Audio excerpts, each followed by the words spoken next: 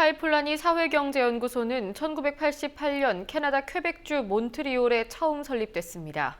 퀘벡주 정부와 사회적 경제 공동체들이 협력해서 새로운 정책을 만들어내는 과정에 연구소의 공헌이 컸는데요. 협동조합 형태로 한국에 설립된 아시아지부 역시 국내 실정에 맞는 사회적 경제 정책 수립에 주력한다는 계획입니다. 정태인 소장을 만나서 구체적인 활동 방향을 들어봤습니다.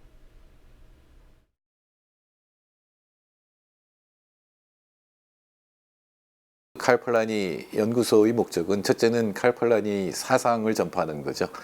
두 번째는 칼 플라니 연구소하고 퀘벡의 사회 정책이 긴밀하게 연결되어 있어요. 퀘벡에서 사회적 경제와 주 정부가 연합을 해서 정책을 만들고 실행하는 실험을 했는데 칼 플라니 연구소에서 퀘벡의 실험에 대한 이론을 제공했다는 점이 있고, 이제 세 번째는 다원적 발전 모델, 특히 이제 후진국의 발전 모델을 갖다 제시한다라고 하는 것을 목적이었는데, 한국에서도 마찬가지입니다. 첫째는 플라니 사상이 어떤 내용이고 현실에서 어떤 의미를 지니고 있는지를 전파하고, 두 번째는 지금 서울이나 전국에서 활발하게 일어나고 있는 그 사회적 경제 운동의 이론적 기초, 그리고 전체를 총괄하는 또는 그 역사를 기술하는 이런 역할을 할 거고요.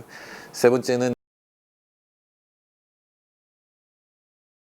플라니 사상에 입각해서 새로운 발전 모델을 제시할 수 있는지를 갖다가 저희가 얘기를 하는 거죠. 그게 바로 이제 다원적 발전 모델인데, 다원적 발전 모델이라고 하는 건 시장에 의해서 모든 걸 갖다가 설명하는 것도 아니고, 또는 국가가 모든 걸 다 할 수 있다고 생각하는 것도 아니고, 시장, 국가, 그리고 시민사회의 사회적 경제, 그리고 마지막으로는 생태적인 문제, 이런 것들이 모두 어우러지는 그런 경제 모델을 만들어야 된다. 그리고 그걸 만드는 것이 저희 이제 목표가 되겠습니다.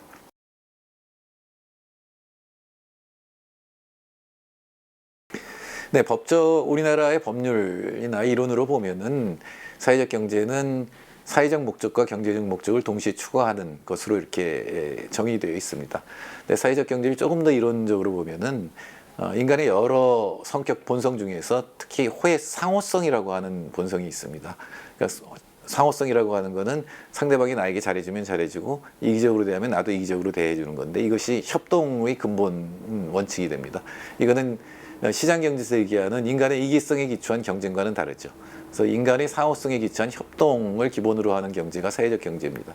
사실 시장경제가 지금 가장 지배적인 어떤 범주라고는 하지만, 사실 인류 역사에서 시장경제가 나온 건 300년 정도거든요. 특히 우리나라에서는 100년도 안 된 범주고, 이제 공공경제는 국가가 하는 건데, 이거는 역시 국가가 생긴 이후니까 인류 역사에서는 뭐 10,000년 정도, 특히 우리나라가 반만년 역사라고 한다면 5,000년 이후에 생겨난 경제라고 할 수 있겠죠. 그럼 그 이전의 인류가 살아간 경제는 무엇이냐? 그게 사회적 경제라고 볼 수가 있습니다. 역사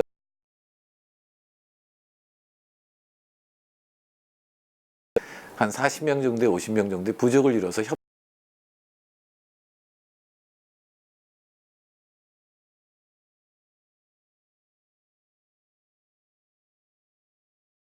그게 이제 시장경제에 의해서 마치 인간의 본성이 아닌 것처럼 없어졌는데, 그걸 되살려서 경제적인 어떤 상태로 만들자. 이게 이제 사회적 경제를 추상적으로 보면, 역사적으로 보면 그렇게 나타납니다.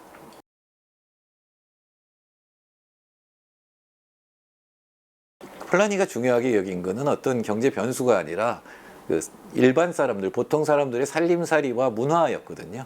근데 일반 사람들의 살림살이라고 하는 것이 바로 이제 말하자면 소득이 늘어나는 건데, 지금 우리나라의 가장 큰 문제는, 또 세계의 가장 큰 문제는 생산성보다 실질 임금이 떨어지고 있고 심지어 마이너스가 되고 있다는 거거든요.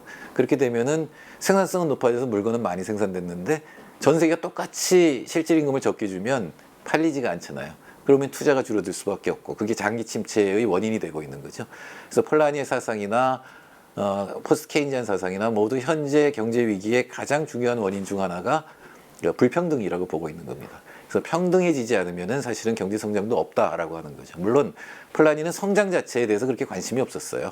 그러나 일정 정도 침체에서 벗어나서 어느 정도 평등한 사회가 됐을 때 비로소 사람들이 문화라든가 공존의 철학이라든가 이런 것들을 누릴 수 있고 또 생각할 수 있기 때문에 현재 위기 상황에서는 소득주도 성장과 같은 위기 탈출의 경제학 이런 것들이 중요하다고 생각합니다.